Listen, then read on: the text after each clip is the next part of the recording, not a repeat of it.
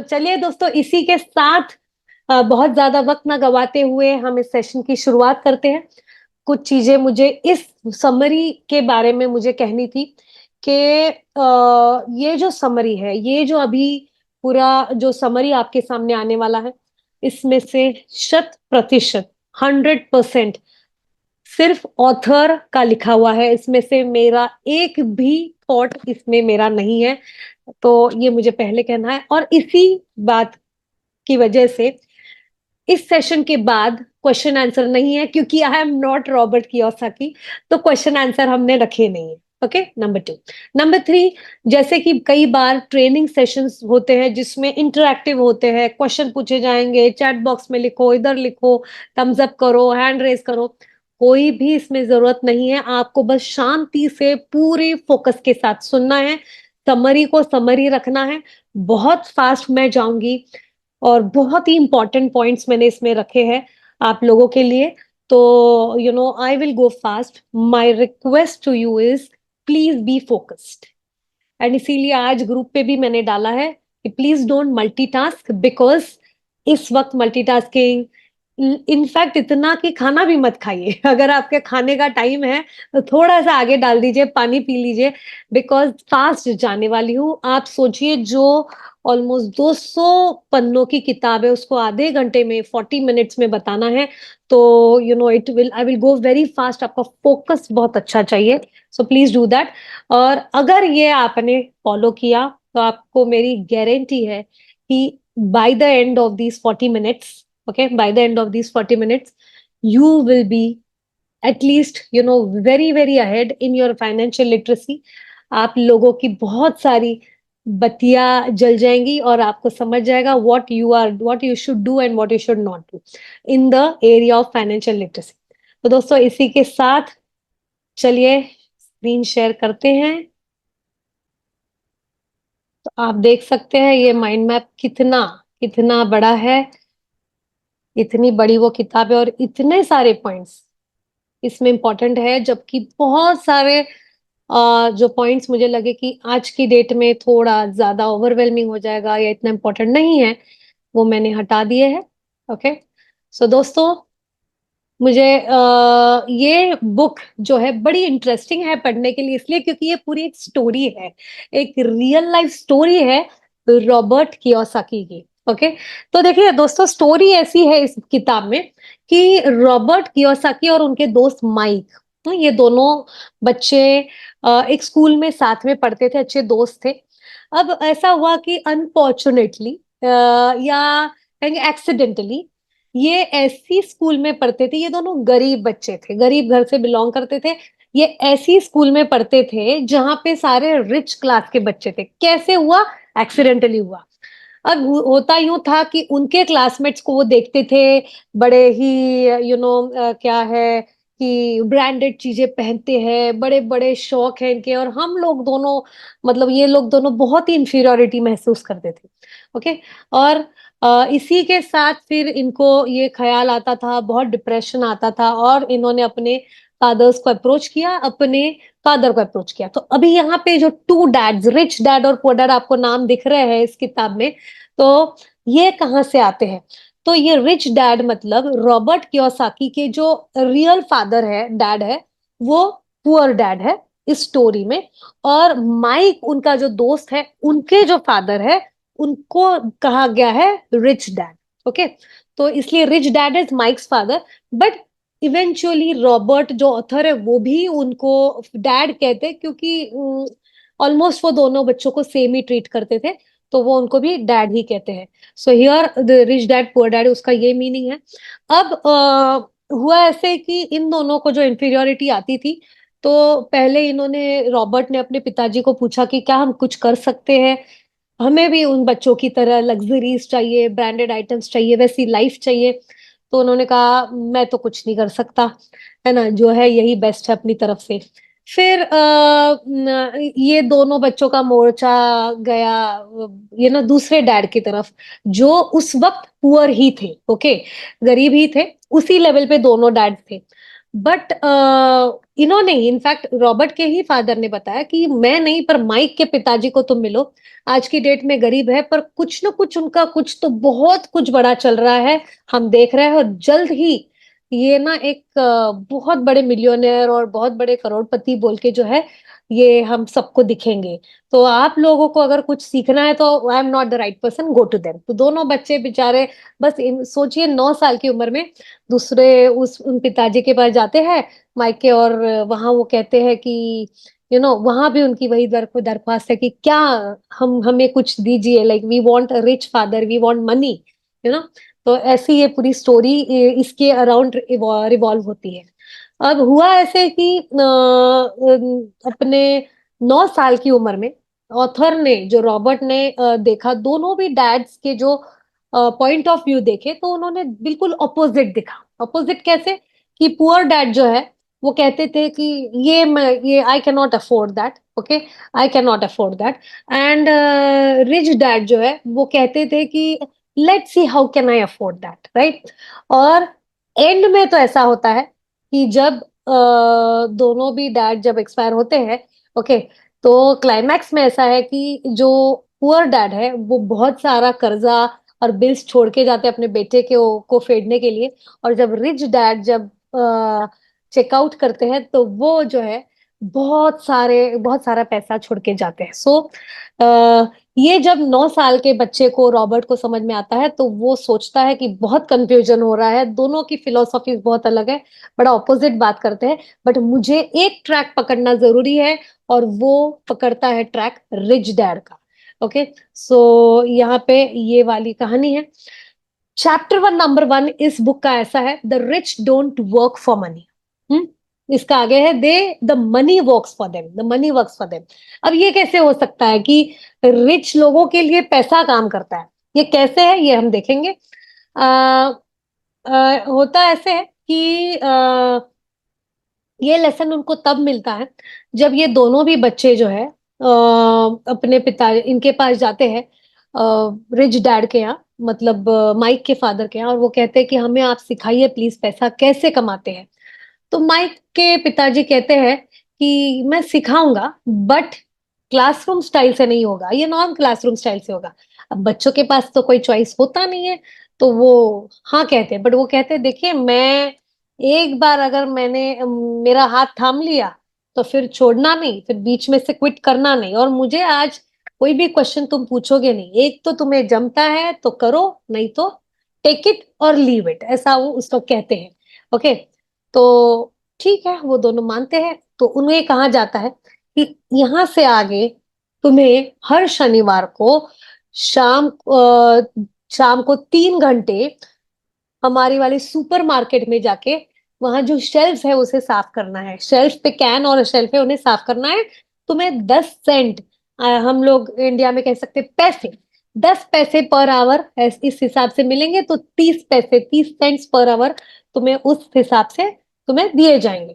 तो उन्हें तो, और ये तुम करो और मेरा वादा रहा, मैं तुम्हें टीच करूंगा।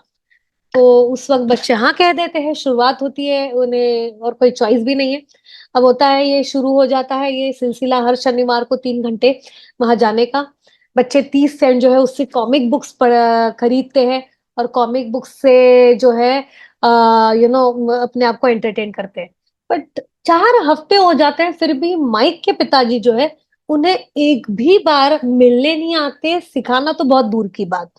ये देख के माइक तो नहीं, बट रॉबर्ट जो है ऑथर बहुत नाराज हो जाते हैं, बहुत गुस्सा हो जाते हैं, और वो सोचते हैं ये तो टाइम पास है, ये 30 सेंट जो है ना मुझे परवड़ता है, मैं बहुत कुछ सैक्रिफाइस करके इस टाइम में आ रहा हूँ, मुझे ये कंटिन्यू नहीं करना है जॉब। और वो सोचता है जॉब क्विट करने का। 9 साल का रॉबर्ट सोचता है क्विट करने का। ये अपने दोस्त माइक को कहता है मैं ये जॉब छोड़ रहा हूँ, और मुझे ना तुम्हारे पिताजी ने कोई अपनी जमान रखी है, I don't want to work this, I am being cheated. तो माइक कहता है अच्छा ये बात है, ये मेरे पिताजी ने मुझे कह के रखा था, ये होगा किसी दिन, और ये जब होगा तो मेरे पास रॉबर्ट को मिलने लाना। कहता है अच्छा ये प्लान था, ओके, चलो मिलने जाते हैं। वो बहुत गुस्से में होता है क्योंकि उसे चीटेड महसूस होता है। अब जब वो जाता है तो उसे ध्यान में आता है कि बहुत देर उसको रुकाया गया है, बहुत देर तक उसे रुकाया गया है। और बाकी लोग आते हैं, उसके पिताजी को मिलते हैं, और ये बैठा है, घंटों बैठा है। उसे गुस्सा उसका बढ़ते जाता है उस वजह से। बाद में उसे पता चलता है ये इसलिए था, बाद में जब बहुत बड़ा होता है, स्टोरी में कहीं बुक में, किताब में बाद में आता है, कि तब उसे वो सेंस मिलता, समझता है कि अच्छा ये इसलिए किया गया था ताकि मुझे पता चले कि एक एंटरप्रेन्योर या एम्प्लॉयर बनना कितना इंपॉर्टेंट है। पावर जब आपके हाथ में होती है तो आपको आप लोगों को रुका सकते हैं। जब पावर हाथ में नहीं है तो आपको घंटों लोगों को बिठा वेट करने देना पड़ता है। So that was the reason. फिर आखिर वहां पे बहुत कुछ बातचीत होती है, किताब में बहुत अच्छे तरीके से उसे कलरफुल बना के पेश किया गया है। और पता नहीं क्या घुटी रॉबर्ट के पिताजी, सॉरी माइक के पिताजी, रिच डैड, उनको पढ़ाते हैं कि जहां 10 सेंट पर आवर से उनकी इच्छा होती है कि इसे हम बढ़ा ले अपनी सैलरी, एटलीस्ट रॉबर्ट की इच्छा, वो तो छोड़ो, उनकी सैलरी पूरी जीरो कर दी जाती है, जीरो सैलरी। और क्या वो बातचीत होती है कि उन्हें लाइक वो हाँ भी कह देते हैं। ओके, वो हाँ भी कह देते हैं, बच्चे हाँ कह देते हैं, और बाद में सोचते हैं कि हमने किया कैसे, हम तो यहाँ अप्रेजल सैलरी बढ़ाने के लिए मांगने आए थे, और ये क्या हो गया। तो रिच डैड कहते हैं, ओके, इसके पीछे ये रीजन है कि अगर आज की डेट में मैं तुम्हें 30 सेंट से कहीं सैलरी बढ़ा दूं, $1, $2, $5 पर आवर मैं दे सकता हूं, बट उससे तुम अटक जाओगे एक ट्रैप में, एक ट्रैप में, जो कि आज की डेट में हर कोई अटका हुआ है कि कभी किसी दिन प्रमोशन मिलेगा। ओके, कभी किसी दिन प्रमोशन मिलेगा, मेरा पैसा बढ़ेगा, और मेरा पैसा बढ़ेगा तो और मैं अपने ऊपर लग्जरीज पे डालूंगा, अपने लग्जरीज पे अपनी लाइफस्टाइल ठीक करूंगा। और ये ही इसी इसी को कहते हैं रैट रेस, इसी को कहते हैं रैट रेस। और इस रैट रेस में नहीं अटकना होगा तो आपको फ्री में काम करना चाहिए। तो वो कहते हैं चलिए ठीक है, ये तो कुछ बड़ी अच्छी बातें दिख रही है, समझ तो नहीं आ रहा है, कुछ कुछ अच्छा ही होगा, इसलिए वो मान लेते हैं, फ्री में काम करना शुरू करते हैं। एक बहुत बड़ा सरप्राइज उनके लिए ये होता है कि उन्हें जब वो 3 घंटे अब इसके आगे फ्री में काम कर रहे हैं, तो वो बड़े पीसफुली काम करते हैं, उनके दिमाग में पीस है। राइट, पहले कैसे था, 10 सेंट कम है, इसे बढ़ाया जाए, क्यों बढ़ाया जाए, बढ़ना चाहिए, बाकी लोगों को मिल रहा है, बहुत कंपैरिजन होता है पहले। पर जब फ्री में काम करते तो बड़ा पीस होता है, और बड़े मजे से काम करने शुरू हो जाते हैं। अब इसी चक्कर में ये होता है कि यहाँ पे इसमें नहीं है माइंड मैप में। और let me tell you, mind map पढ़ने में आप मत टाइम डालिए, आप चाहिए तो स्क्रीनशॉट ले लीजिए, बाद में देख लीजिएगा। मैं आपको इसकी स्टोरी को एक है ना पिक्चर फॉर्म में, एक स्टोरी फॉर्म में आपको बताना चाह रही हूँ। तो you just focus on me, और कुछ पॉइंट्स आपको ध्यान में आते हैं तो यू कैन नोट डाउन। तो and let me tell you once again, इसकी जो रिकॉर्डिंग है ये आपके ग्रुप में, हमारा जो ग्रुप है उसमें आ जाएगा यूट्यूब के फॉर्म में, तो आप उसको फिर से अगर चाहिए तो, नहीं लिखा जा रहा है अगर मैं फास्ट जा रही हूँ तो you can refer to it again. And plus screenshot तो आपके सामने आपको लेने का फैसिलिटी है ही। तो होता ऐसे है कि क्योंकि फ्री में काम करते हैं, फ्री में काम करते हैं, और सडनली उनको एक दिन एक ख्याल आता है कि क्यों ना हम एक कॉमिक की लाइब्रेरी शुरू करें। राइट, हम क्यों ना एक कॉमिक की लाइब्रेरी शुरू करें। और जब वो कॉमिक, उनके पास जगह होती है, और वो होता है एक गैराज, गैराज, ओके। तो उनको एक कॉमिक वाला मिलता है जो कहता है कि कि मैं तुम्हें पुराने कॉमिक्स दूंगा, एक ही शर्त पे कि तुम्हें मुझे रिटर्न करने हैं।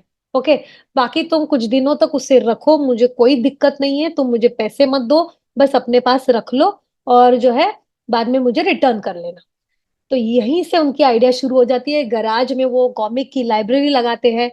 माइक की जो बहन होती है, बड़ी सिंसियर और स्टूडियस होती है, वो माइक की बहन को वहां लाइब्रेरियन बना देते हैं, उसको $1 पर आवर के हिसाब से वहां बिठा देते हैं। हर वीकेंड को वो लाइब्रेरी खुलती है, वहां पे सोसाइटी के बच्चे आते हैं, उन्हें 1 घंटे के कुछ 10 सेंट भरने हैं, जो कि उस 1 घंटे में वो 3 से 4 किताबें पढ़ लेते हैं। जिसका मतलब जो 3 से 4 कॉमिक्स खरीदने को उन्हें 30 से 40 सेंट लगते थे, उनका तो 10 सेंट में काम हो रहा है। तो वो 10 सेंट 10 सेंट 10 सेंट देने वाले बहुत सारे बच्चे आ जाते हैं। तो इस प्रकार से, और इस सब गेम में माइक और रॉबर्ट को वहां बिजनेस में बैठना जरूरी नहीं है, क्योंकि उसकी बहन इतना अच्छा वो बिजनेस करती है, उस पे ध्यान रखती है। और उसे ना तो वो कॉमिक्स पढ़ने में इंटरेस्ट है, वो तो अपनी अपनी पढ़ाई करती है, बस जितने लोग आते हैं पैसे लेती है और पढ़ाई करती है, पैसा हिसाब दे देती है। सोचिए बच्चे इस उम्र में बिजनेस करते हैं और उनका इन्वेस्टमेंट जीरो है। बाद में कुछ दिनों बाद कॉमिक की किताबें रिटर्न हो जाती है, जब सबकी पढ़ के हो जाती है, और वो कितना ही पैसा जमा कर लेते हैं। तो यही रीजन था, तब उन्हें ध्यान में आता है, यही रीजन था कि हमें फ्री में काम करने कहा गया, क्योंकि हमें फिर पैसा कमाने के लिए कुछ दिमाग चलाना पड़ा, और वो दिमाग इतना बेहतरीन चला कि एक बिजनेस आइडिया तैयार हो गई। तो इस प्रकार से उसका सेंस उन्हें तब समझता है। ओके, फर्स्ट चैप्टर में जो है यही सब है कि हमें ट्रैप में नहीं अटकना चाहिए। ओके, रैट रेस की ट्रैप में नहीं अटकना चाहिए। दूसरा चैप्टर जो है, फाइनेंशियल लिटरेसी क्यों सीखे या सिखाए, हमारे बच्चों को हम क्यों सीखे या सिखाए, उसके उसमें है एक बहुत अच्छा एग्जाम्पल उन्होंने दिया है। और वो है कि 1923 की बात है। एक कॉन्फ्रेंस होती है बड़े ही रईस जादों की, यूएस में। ऑल वेल्दी पीपल है ना, रिच लोगों की एक कॉन्फ्रेंस होती है यूएस में। एंड उसमें जो भी चीजें डिस्कस होती है वो होती है, पर वहां पे अमेरिका के सबसे जो है रईस लोग वहां पे अटेंड करते हैं उस कॉन्फ्रेंस को। अब 1929 में, मतलब आफ्टर 6 इयर्स, अमेरिका में एक चीज होती है जिसको कहते हैं ग्रेट डिप्रेशन ऑफ अमेरिका, और एक बहुत बड़ा फाइनेंशियल सेटबैक आता है। जब रॉबर्ट कियोसाकी स्टडी करता है इस चीज को, वो देखता है कि ये जो 6-7 चंद रईस लोग वहां पे, अमेरिका के टॉप मोस्ट रिच लोग वहां आते हैं, इनके साथ क्या होता है इस डिप्रेशन में। He is shock to know कि ये सब के सब, not even one could survive the depression. वो ब्रोक ब्रोक मतलब बिल्कुल फाइनेंशियली एकदम जीरो हो जाता है, हीरो से जीरो। एक तो सुसाइड भी कर लेता है।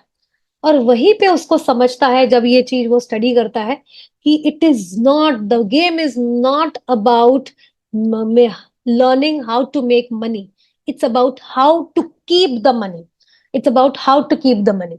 और इसीलिए ये पूरी जो किताब है, ये कीपिंग द मनी मतलब सेविंग इन्वेस्टिंग द मनी, इसी के ऊपर बेसिस है, बेस्ड है। और इसीलिए दोस्तों वो कहते हैं कि money without financial literacy is money gone. अगर फाइनेंशियल लिटरेसी हमारे पास नहीं है, तो we all are also under the threat of, पूरा पैसा कब किस दिन साफ हो जाएगा, किस बड़ी न्यूज की वजह से, वी नेवर नो। इसीलिए फाइनेंशियल लिटरेसी होना बहुत जरूरी है।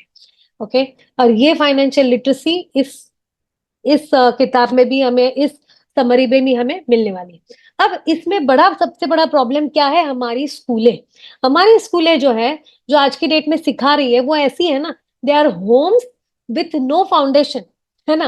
मतलब घर बनाया, उसको पाया ही नहीं है, बेस नहीं है, बेसलेस फाउंडेशन बिल्डिंगें बनी हुई है, बन रही है। और इसीलिए रिच डैड जो है, आरडी मतलब रिच डैड जो है, वो फाइनेंशियल लिटरेसी सिखाता है अपने दोनों बच्चों को। और फाइनेंशियल लिटरेसी में उनकी सिखाने का जो तरीका है, वो इतने डिफिकल्ट सब्जेक्ट है अकाउंटिंग, और वो इतने छोटे छोटे बच्चों को कैसे पल्ले पड़े, इसीलिए रिच डैड की स्टाइल है। बहुत ही आसान से ये डायग्राम्स बना बना के वो सिखाते हैं। और इसीलिए इस बुक में भी ऐसे ये सारे डायग्राम हैं, जो मैंने आपके लिए इस समरी में भी कैप्चर किए हैं। ये सारे डायग्राम्स मैंने इस समरी में कैप्चर किए हैं, जिससे अकाउंट्स जैसा डिफिकल्ट सब्जेक्ट भी बिल्कुल इलिटरेट पर्सन को भी, अनएजुकेटेड पर्सन को भी समझ में आएगा, इतना आसान करके इसमें दिया हुआ है। स्कूलों के बारे में और एक है कि स्कूलें कहती है, पैसे के पीछे मत दौड़ो, बस एक्सेलेंस के पीछे दौड़ो। कौन सी मूवी में आता है ये डायलॉग? आप लोग चैट बॉक्स में लिखिए, तब तक हम आगे जाएंगे। Money is not important, schools कहती है money is not important, if we excel in our education, money will follow, money will follow. So has anyone written in the chat box which is the, कौन सी movie में ये आता है, excellence के पीछे दौड़ो, पैसा अपने आप आ जाएगा? एक बहुत ही फेमस बॉलीवुड की मूवी है three idiots. Yes Kalyan ji, you are right, three idiots में आमिर खान का ये डायलॉग है विच स्कूल भी सिखाता है, but according to the author, yes doctor Vivek, thank you, according to the author this is a wrong thing which is being taught. पैसा important नहीं है, ये गलत है। इसी चक्कर में बच्चों को पैसे के बारे में ना सिखा रहे हैं स्कूल में, और ना ना उनका इंटरेस्ट है उसको बचपन से ही सीखने के लिए, राइट। तो उनको लगता है पैसा अपने आप आ जाएगा, और या but again the game, according to the author, the game is not about making money, it is about keeping the money. Okay, इसी के साथ हम आगे बढ़ते हैं। फाइनेंशियल लिटरेसी के दो बहुत इंपॉर्टेंट शब्द है इस फाइनेंशियल लिटरेसी में, जिसका कहते हैं, जिसे कहते हैं एसेट एंड लायबिलिटी। आप गूगल पढ़ लो, आपको डिक्शनरी में देख लो, आपको आप पूरे कंफ्यूज हो जाएंगे एसेट किसे कहना है, लायबिलिटी। बट रॉबर्ट कियोसाकी का बहुत ही सिंपल फंडा है समझाने का, और उनका कहना है एसेट मतलब वो चीज, मैं इसको थोड़ा सा जूम आउट करती हूँ। Asset is that where you know आपका इनकम बढ़े। एसेट ऐसी चीज होती है जिसमें से आपका इनकम बढ़े, मतलब अगर पॉकेट में पैसा आ रहा है, ऐसी इन्वेस्टमेंट जिससे आपके पॉकेट में पैसा आ रहा है, तो उसे सिंपली आप एसेट कहेंगे। एसेट की बहुत सारे प्रकार है, उसके डिटेल्स में हमें नहीं जाना है। Real estate and fix deposits and stocks and mutual funds and so many things, gold, everything is asset, right. House which is put on rent, ये सारे एसेट है, ये आपके पॉकेट में पैसा डालते हैं, वो सारे एसेट हो गए। ओके, अब उसी के अगेंस्ट लायबिलिटी क्या है? लायबिलिटी मतलब जो चीज आपके लिए खर्चा तैयार करती है, मतलब अगेन आपके पॉकेट से अगर पैसा जा रहा है तो वो आपकी लायबिलिटी हो गई। ओके, अब इसी के लिए ये बहुत ही माइंड ब्लोइंग और शॉकिंग फैक्ट लोगों के सामने आया जब ये किताब पब्लिश हुई, कि जो जो लोग समझते हैं कि हमारा रहता घर, हमारा रेसिडेंशियल घर, ये हमारा एसेट है, तो ये बहुत बड़ी मिथ्या है। It's a big myth, misunderstanding, because according to the rich dad, जो घर, जिस घर में आप रहते हैं वो आपकी लायबिलिटी, आपकी लायबिलिटी है, क्योंकि उससे आपके पॉकेट में पैसा नहीं आ रहा है। ओके, क्योंकि आप उसका प्रॉपर्टी टैक्स भर रहे हो और पता नहीं कितने सारे टैक्स भर रहे हो उसको। It's a dead stock, right Kalyan ji, it's a dead stock. Not only dead stock, you are other paying to maintain it, उसके मेंटेनेंस में इतना खर्चा हो रहा है, उसके ईएमआईज आप भर रहे हैं, so it is your liability, right. And more about it is about taxes, right? It is your liability according to the rich dad, but according to the poor dad, it is it is an asset. It is an asset. बहुत लोगों को बहुत ये proud feeling होता है, including many of us, right, कि मेरा खुद का घर है, राइट, और that is not an asset, but okay. So ideally, but इसका मतलब ये नहीं है कि हम कभी अपना घर खरीदे ही ना, और आज की डेट में जो घर है उसे बेच के रेंट के घर में जाए, no. He means, the author, according to the author, it is that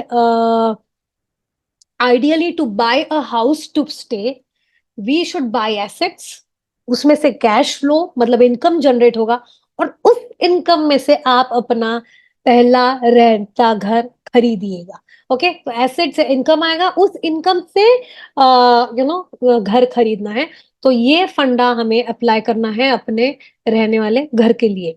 जो बच्चे यहाँ अगर यंग है, या अगर आपके घर में यंग बच्चे हैं, तो आपने अगर ऑलरेडी अपना आपका घर खरीद लिया है तो you can't reverse it, but please teach the future generation कि आप अगर कहीं और सेटल हो रहे हैं, है ना, और आपका घर बनाना है, तो उसको थोड़ा टाइम लगाइए, तब तक रेंट के घर में रहिए, बट पहला एसेट बिल्डिंग पे अपना फोकस डालिए। ओके, नाउ तो उनका कहना है कि रिच क्लास जो है ये वाला फंडा समझते हैं, and poor and middle class जो है तो लायबिलिटी बढ़ा लेती है अपना, और एक्सपेंसेस उनके बढ़ जाते हैं। ओके, तो ये है एसेट एंड लायबिलिटी के बारे में। एक बहुत ही बढ़िया ये एक all in one, three in one वाला ये डायग्राम आप देखिए, पुअर, मिडिल क्लास और रिच क्लास के बारे में। अगर आप चाहिए तो स्क्रीनशॉट ले सकते हैं। देखिए पुअर क्लास का इनकम स्टेटमेंट या बैलेंस शीट कैसे दिखता है। वो लोग इनकम करते हैं, sorry for the blurred images, I hope you can read it, but I could not help it, मुझे यही मिला है गूगल पे। तो इनकम जो है, पुअर लोगों का इनकम आता है सैलरी, उसको खर्चा हो जाता है, उसका खर्चा हो जाता है और सीधा आउट, ना एसेट टच हुआ ना लायबिलिटी टच हुई। Okay, poor. मिडिल क्लास का इनकम आता है सैलरी। ओके, उसमें से एसेट को राउंड ऑफ करके लायबिलिटी उनकी बढ़ जाती है। क्यों? क्योंकि उनकी कार है, उनका घर है, उनके क्रेडिट कार्ड्स है, इनके क्रेडिट कार्ड है, बाकी कुछ लोन्स ईएमआई चलते हैं, तो सीधा लायबिलिटी में वो इनकम जाता है, खर्चे हो जाते हैं और आउट, एसेट खाली के खाली रह गए। That is middle class. And what is the rich class doing? Rich class का इनकम का सोर्स ही एसेट में से है, राइट? उनका इनकम का सोर्स ही एसेट में से है। और yes, of course there must be some, like this is about passive income. Okay, but active income भी अगर उनका है तो एक्टिव इनकम आएगा, बट एक्टिव इनकम को भी वो पहले एसेट में डाइवर्ट करते हैं, तो एसेट में वो जाएंगे। एसेट से जो इनकम आ रहा है, rental income, stocks, dividends, interest, उसमें से जो है, तो इनकम, उनका इनकम आएगा, और उसमें से फिर उनके एक्सपेंसेस और लाइबिलिटीज वो मैनेज करते हैं। सो दोस्तों, आपका कैश फ्लो जो है ना, वही आपकी स्टोरी बताता है। ओके, वही आपकी स्टोरी बताएगा कि रिच जो है, रिच क्लास पहले एसेट खरीदता है, पुअर क्लास सिर्फ एक्सपेंसेस में रह जाता है, और मिडिल क्लास जो है वो लायबिलिटीज खरीदता है और सोचता है ये मेरे एसेट है। ओके, वो सोचता है ये मेरे एसेट है। ये है एक बहुत ही धक्का दायक शॉक, शॉक सबके लिए, कॉन्सेप्ट हिला देने वाला शॉक है ये। Rat race. रैट रेस क्या है देखते हैं, बहुत बढ़िया सिखाया है। देखिए, हम जॉब लेते हैं, लोग ना जॉब लेते हैं, उसमें से सैलरी आती है। आप अपने मेरे कर्सर की तरफ देखिए, जॉब लेंगे, उसमें से सैलरी आएगी। ओके, फिर बच बंदे की शादी हो जाती है, बच्चे हो जाते हैं, फिर वो अपनी कार ले लेगा, टू व्हीलर ले लेगा, जो भी है, खर्चे स्कूल के शुरू हो जाएंगे, तो उसको लोन ही लोन है उसके पीछे, उसकी लायबिलिटी बढ़ जाती है। ओके, फिर उस लायबिलिटी, क्योंकि उसने ये सब खरीद लिया है, तो उसके पीछे जो उसकी ईएमआई जा रहे हैं, तो एक्सपेंसेस बोल के जा रहे हैं। फिर जैसे उसका प्रमोशन होता है और उसकी सैलरी बढ़ती है, कहीं ना कहीं उसकी जरूरतें, उसकी लाइफस्टाइल भी बढ़ जाती है। क्योंकि उसकी लाइफस्टाइल बढ़ जाती है, तो पहले जहां टू व्हीलर थी, अब वो कार खरीद लेगा, एग्जाम्पल के तौर पे। अब कार है तो फिर ईएमआई है। ओके, अब आगे फिर जब सैलरी बढ़ेगी, तो बड़ी कार आएगी, बड़ी कार का बड़ा ईएमआई। तो फाइनली होता ऐसा है कि एसेट का कॉलम खाली की खाली रह जाता है। इसको कहते हैं रैट रेस। इसको कहते हैं रैट रेस, कि ये बस पैसा बढ़ते रहेगा, एक्सपेंसेस बढ़ते रहेंगे और गोल गोल घूमते ही रहेंगे, उसमें से कभी बाहर ही नहीं आएंगे। Okay, so that is the rat race, and Robert Kiyosaki really wants that everyone comes out of this rat race by building their assets. अब जो है, a person can be highly educated professionally. uh, yes, he says a very nice thing: a person can be highly educated professionally, highly educated, professionally successful, but financially illiterate. you know हो सकता है MCH है, DM है, super specialist है। Okay, no offense for people who are really, if they are some DMs and MCH here, I am just giving example. तो बहुत highly educated super specialist लोग हैं अपने अपने फील्ड के, नॉट ओनली डॉक्टर्स बट अपने अपने फील्ड के, प्रोफेशनली सक्सेसफुल है, बहुत बढ़िया एक्टिव इनकम है, बट फिर भी there are people who are financially literate. Financial literacy, literacy यहाँ पे रॉबर्ट कियोसाकी को एक ही कहना है कि जो अपने खर्चे से लायबिलिटी लेता है या एक्सपेंडिचर में डालता है, वो एसेट नहीं बना रहा है, वो फाइनेंशियली लिटरेट है, चाहे कितना भी एजुकेटेड हो। Okay, so that is about it. और फाइनेंशियली लिटरेट पर्सन कौन है? जो ऑफ कोर्स जिसे एसेट और उसमें से इनकम लेना आता है, जिसे ये पता है कि उसे अपने से इंटेलिजेंट लोगों को हायर करना है। उसके लिए सबसे बड़ा लॉस वो है जो उसकी मिस्ड अपॉर्चुनिटी से हुई है। कि कुछ कोई रियल एस्टेट मुझे लेनी थी, वो अच्छा था, मुझे तो उस वक्त लगा, पर मुझे बिल्कुल समझ गया था, मार्केट रिसर्च हो गया था, पर मैंने छोड़ दी। उसका लॉस वहीं पे है। Okay, that's the that is what he understands. Financially literate person understand, अगर मैं छोड़ दूं तो वही मेरा सबसे बड़ा loss. Financial statement rich dad और पुअर डैड के कैसे, देखिए, पुअर डैड का फाइनेंशियल स्टेटमेंट, इनकम इतना ही है, एक्सपेंसेस पूरे भरे पड़े हैं, एसेट्स बहुत ही थोड़े हैं, लायबिलिटीज भरे हैं। रिच डैड का इनकम का कॉलम बड़ा है, एक्सपेंसेस थोड़े रिलेटिवली कम है, एसेट्स फुल है, लायबिलिटीज कम है। ये है आइडियल स्टेटमेंट जो हमारा गोल होना चाहिए। ओके, अब एक बहुत ही बढ़िया यहाँ पे कॉन्सेप्ट ऑथर ने बताया है, and that is about the standard measurement of wealth. Okay, देखिए दोस्तों, हम लोग अलग अलग शहरों में बैठे हैं और अलग अलग प्रोफेशन है, अलग अलग एसेट्स में हमने कुछ इन्वेस्ट कर रखा है। ओके, तो कौन हम में से वेल्दी है, ये कोई हम समझ ही नहीं पाएंगे, राइट? तो वेल्थ मतलब वेल्थ का एक कॉमन पैरामीटर रखना बहुत जरूरी था। और इसीलिए एक स्टैंडर्ड मेजरमेंट ऑफ वेल्थ, इसकी एक बहुत अच्छी डेफिनेशन इस बुक में है। ध्यान से सुनिएगा, आपको तब ध्यान में आएगा। वेल्थ मतलब क्या? Wealth is the person's ability to survive so many number of days forward, और if stopped working today, how long could he survive, right? तो आज की डेट में अगर आपको पूछा जाए कि मैं यहाँ पे जानबूझ के ये पूछने नहीं वाली हूँ कि आज की डेट में मतलब आप चैट बॉक्स में मत लिखिए, I don't want to embarrass anyone, but just for yourself just think, right? कि आज की डेट में अगर आपका लेट्स से जो भी जॉब है या बिजनेस है उसको बंद कर दिया जाए, तो कितने दिन तक आप सरवाइव कर पाओगे, राइट? उसी लाइफस्टाइल के साथ, जिस लाइफस्टाइल पे आज की डेट में रहते हो, वही उन्हीं खर्चों के साथ जिसके साथ आज की डेट में रहते हो, कितने दिन तक आप आगे चलोगे, उससे डिफाइन होगी वेल्थ की डेफिनेशन, राइट? कि आप कितने वेल्दी है। कि मैं 10 दिन वेल्दी हूँ 10 दिन वाला वेल्थ है, मेरे पास 30 दिन का है, मेरे पास 3 साल का है, मेरे पास 30 साल का है। This is what is the definition of wealth. Okay, so there is a standard measurement इसका बना दिया गया है। Now we will talk about the chapter 3, that is mind your own business. दोस्तों, यहाँ पे एक बहुत अच्छा डेफिनेशन फिर से आया है। प्रोफेशन और बिजनेस दो अलग अलग चीजें हैं। Profession can be a doctor, but still they should mind their own business of revolving around the asset column, right? तो आप डॉक्टर अगर है तो आपका प्रोफेशन वो है, but mind your own business मतलब ये है कि आपका बिजनेस आपके एसेट बनाना है। ओके, आपका बिजनेस आपका एसेट बनाना होना चाहिए। दैट इज सो इसीलिए आप एम्प्लॉय भी होंगे, फिर भी आपका बिजनेस होना चाहिए कि आप आपके सैलरी में से आपके एसेट बनाए, राइट? तो ये डिफरेंस है, ये अंतर है प्रोफेशन एंड बिजनेस में।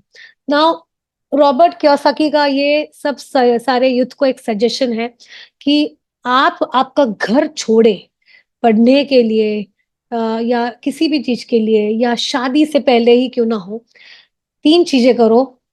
अपने एक्सपेंसेस कम करो, अपनी लायबिलिटीज कम करो, और एक बेस, सॉलिड एसेट का बेस शुरू कर दो। कहीं ना कहीं इन्वेस्टमेंट्स, एसेट्स बनाओ।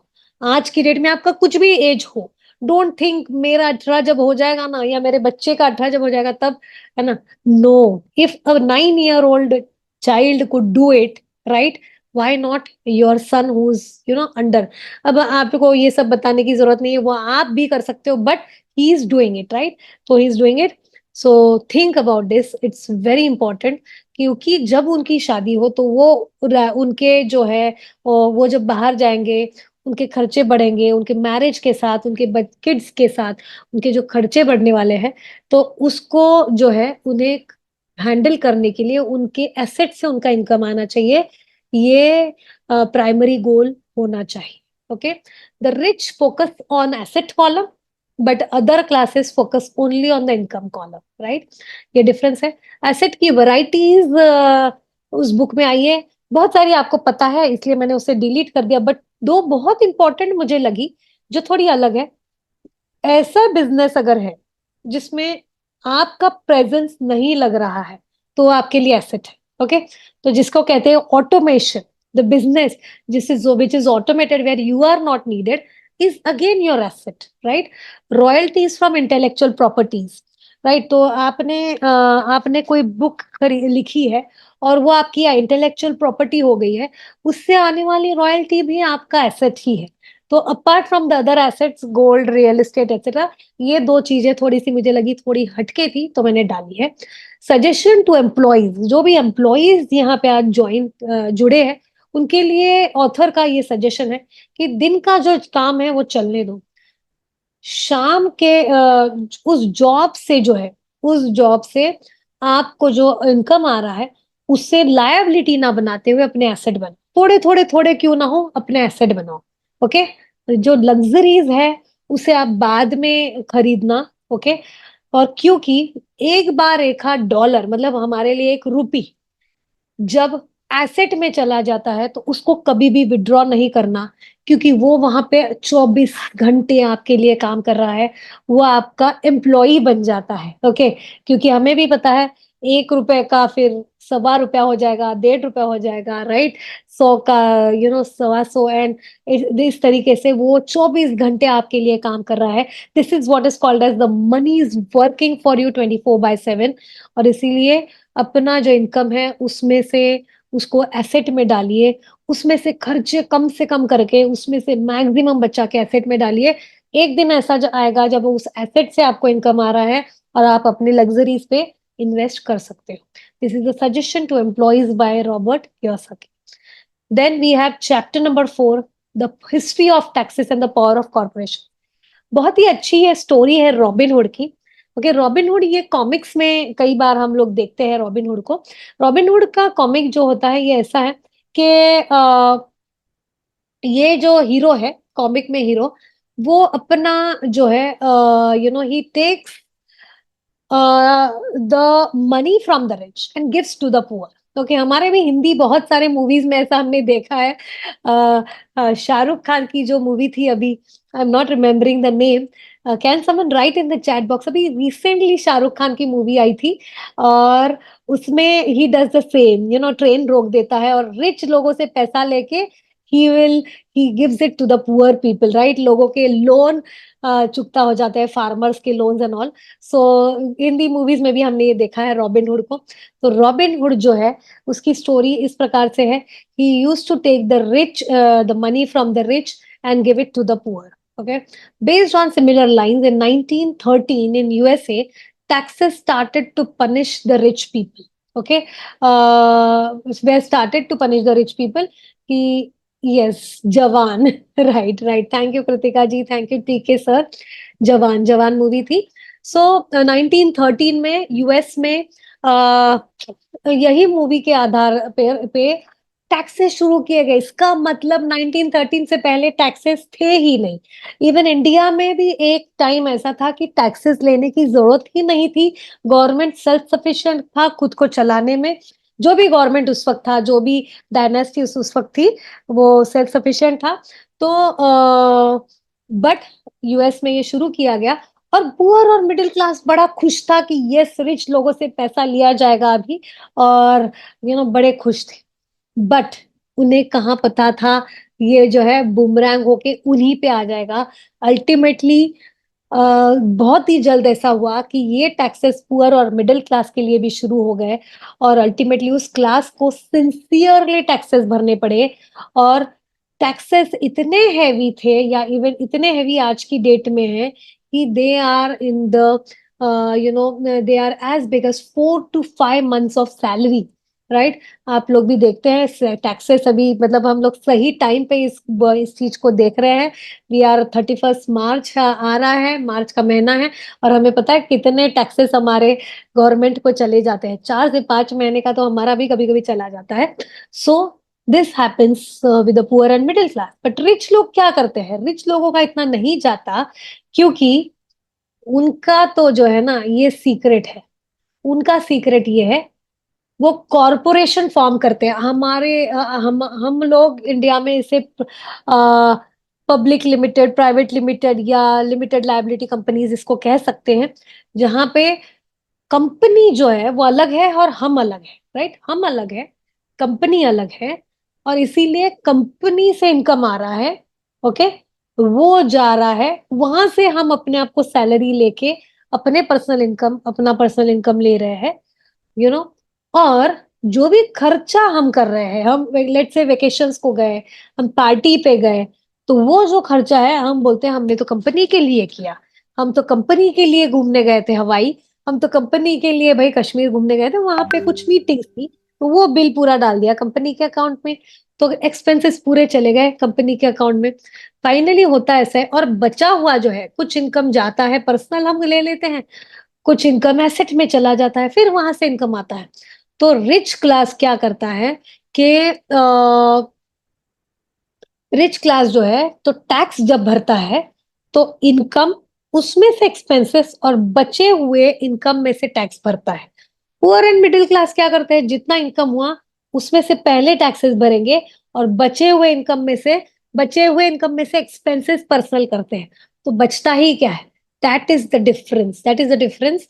एंड जो रिच लोगों ने बहुत स्मार्टली अपने आप के लिए ये करके रखा है कि ये है, और ये सब उन्होंने कब किया, जब टैक्सेस शुरू हुए, तो उन्होंने अपनी पावर जो है, मनी की, पैसे की पावर से उन्होंने चीजें चेंज की, पॉलिटिशियंस को अप्रोच करके, ब्यूरोक्रेट्स को अप्रोच करके उस वक्त चीजें चेंज, क्योंकि पैसे के साथ पावर आती है। दूसरा, उन्होंने बहुत स्मार्ट अकाउंटेंट्स हायर किए, उनका पैसा, उनकी फीस भरी, उससे उनको ध्यान में आया कि वो कैसे टैक्सेस बचा सकते हैं। उन्होंने लॉज चेंज करवाए, उन्होंने लीगल लूप होल्स क्या है, हर चीज वो लीगली कर रहे हैं, उन्होंने लीगल लूप होल्स क्या है उसे देखा, समझा, और उस प्रकार से अपने टैक्सेस का जो है प्रमाण कम किया। एटलीस्ट इतना सारा टैक्सेस तो रिच कभी भी नहीं भरते। तो ये है history of taxes and the power of corporation. Okay दोस्तों, इसके बाद जो है कुछ और टॉपिक्स हैं। हम लोग जो है थोड़ा सा आगे बढ़ेंगे। इज इट ओके अगर थोड़ा टाइम और लगे, और is it okay for you all to stay for, let's say, maybe some 15-20 minutes? Please write in the chat box, is it, if it is okay for you or not. And at the most what I can say that जिन लोग के लिए okay है, please stay, others can, uh, yes, please continue. uh, next week का schedule थोड़ा tight है, so yes, people who want to go, मैं भी वही कह रही थी कि आप लोग जो है यूट्यूब पे देख सकते हैं, इस ग्रुप में जल्दी मैं वीडियो डाल दूंगी। Okay, so for people who are there, I could do, but still I will tell you, अगर मैं पूरी समरी डाल देती ना, तो हो सकता है 2-3 घंटे लग जाते। So really it was really a big challenge. Okay, thank you Walji sir, thank you Vivek, doctor Vivek, we will move ahead, because अच्छा, इट ऑल्सो मेक सेंस कि एक फ्लो में हम पूरा इसको कवर कर ले। Okay, so chapter number 5 is about the rich invent money. Okay, the rich invent money. So often in the real world, पैसा ना ढूंढते हैं, रिच लोग पैसा ढूंढते हैं कैसे, देखिए, often in the real world it's not the smart who get ahead, but it is the bold people. तो पैसा कमाने के लिए स्मार्टनेस की जरूरत से ज्यादा बोल्ड होने की जरूरत है। ओके, आज की एरा, रॉबर्ट कियोसाकी कहता है कि आज का जो एरा है, ये इतना एक्साइटिंग एरा आ चुका है कि हिस्ट्री याद रखेगी, कि आप लोगों को, हम लोगों को कहेगी, हमारे जो आने वाले जो प्रोजेनी है वो हमें कहेगा, यार आप लोग कितने लकी एरा में थे, कि पैसा कमाने का सबसे बड़ा बढ़िया टाइम तो वही था। और हम ऐसे एरा में हैं कि हमें फिजिकल वर्क ना करते हुए सिर्फ दिमाग चला के भी पैसा मिलता है। ओके, ये एरा, क्योंकि पुराना हमारे जो पूर्वज है, उन्होंने बहुत सारा लेबर, हार्ड वर्क करके पैसा कमाया। वो लोग जब सुनते हैं कि सिर्फ हम दिमाग चला के पैसा कमाते, तो उन्हें भी अचरज होता है। So we are in the best times of history. Financial IQ जिसने डेवलप किया, उसके लिए आज की डेट में पैसा, इमेंस पैसा उसके द्वार पे आएगा। जिन्होंने नहीं डेवलप किया, उनके लिए बहुत डरावना एक फैक्ट सामने खड़ा है कि ओल्ड आइडियाज जो है, ये उनकी सबसे बिगेस्ट लायबिलिटी है। पुराने ख्यालात आप नहीं छोड़ोगे, है ना, तो पुराने ख्यालात से चलोगे, चेंज नहीं लाओगे, तो आपके वो ख्यालात आपके लिए एक लायबिलिटी बन जाएगा। और अगर आप फाइनेंशियल आईक्यू नहीं डेवलप करोगे, तो आपके लिए फ्यूचर बहुत ही ड्रेडफुल और डेंजरस है। तो ये ऑथर का कहना है। ऑथर का एक गेम है कैश फ्लो, आप लोग अगर देखो तो आपको ऐप मिल जाएगा, कैश फ्लो का ऐप है, वो मिल जाएगा। I am so happy Valji sir ने अपने बच्चे को लाया है। जितना भी समझ जाएगा उसके लिए बहुत ही यू नो बाद में बड़ा होके कहेगा आपको भी और मुझे भी कि अच्छा हुआ मुझे आपने सुनवाया। So the author has design the game cashflow फ्लो। ये कैश फ्लो बोल के गेम अगर आप ऑर्डर करो आपको इसका बोर्ड गेम मिलता है, जैसे मोनोपली जैसा गेम है वैसा कैश फ्लो भी मिलता है। मैंने पर्सनली भी इसे खेला है, बहुत ही इंटरेस्टिंग गेम है। और दूसरा इसका ऐप भी है, आप थोड़ा सा गूगल प्ले स्टोर पे जाओ आपको कैश फ्लो ऐप भी मिल जाएगा। तो खेल ही रहे हो ना, तो अगर खेल ही रहे हो तो आप दूसरे कोई गेम्स मत खेलो, आपके बच्चे खेल ही रहे तो उनको बोलो कैश फ्लो गेम खेलो, तो ना इससे उनका माइंडसेट डेवलप होगा, फाइनेंशियल लिटरेसी डेवलप होगी। कैसे? क्योंकि ये जो गेम है इससे आपका बिहेवियर ध्यान में आता है कि आपका बिहेवियर कैसा है। ये गेम जैसा आप खेलते हो आपको फीडबैक मिलता है कि आप कहाँ सही जा रहे हो कहाँ गलत जा रहे हो। इस गेम में जो है this game gives players options to come out of rat race. आप रैट रेस उसमें है, तो इस गेम को खेलते खेलते आपको ध्यान में आएगा अरे रैट रेस से बाहर कैसे आना है। बहुत ही सुंदर गेम है, आप खेल के देखिएगा कभी। People who understand numbers better have creative financial minds, right. जो जिन लोगों को इस गेम में जो लोग जीतते हैं ना उनका जो है नंबर्स के साथ उनका जो जुड़ाव है वो बहुत अच्छा है, उनका रिलेशन है वो बहुत अच्छा है। दूसरा उनके जो माइंड्स है फाइनेंशियली बहुत स्मार्ट है। ओके, ऐसे लोग आगे चल के रिच क्लास में जाते हैं। Okay, so this is about the cash flow game, right. After that is about the four technical skills inside financial intelligence, right?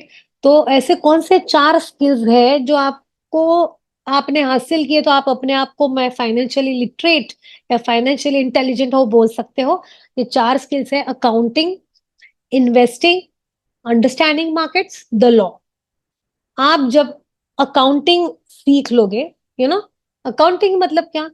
The ability to read the numbers and understand the story. आपका balance sheet आपके सामने और आप अगर उसको पढ़ पा रहे हो और समझ पा रहे हो एसेट में ये है लायबिलिटी में ये है, ऐसा दिख रहा है ऐसा दिख रहा है, बस आपको अकाउंटिंग आ रही है। आप अगर अपनी बैलेंस शीट पढ़ पा रहे हो, किसी और की बैलेंस शीट पढ़ रहे हो, शेयर्स खरीदते हो कंपनी की बैलेंस शीट पढ़ पा रहे हो, तो आपको अगर नहीं पढ़ पा रहे हो तो सीखिए, पढ़ पा रहे हो तो great, your accounting knowledge is good. So and उसमें से अपनी स्टोरी समझ पा रहे हो, कंपनी की स्टोरी समझ पा रहे हो। ये कंपनी टैक्सेस तो कम भर रही है तो इसका मतलब लॉसेस में है, डिविडेंड्स कम दे रही है तो फिर लॉसेस में है, ये तो नीचे जा रही है। तो अगर आप ये समझ पाओ तो ये समझना आपको जरूरी है, इसीलिए ये इसको कहेंगे अकाउंटिंग। इन्वेस्टिंग मतलब क्या? Science of money making money, right.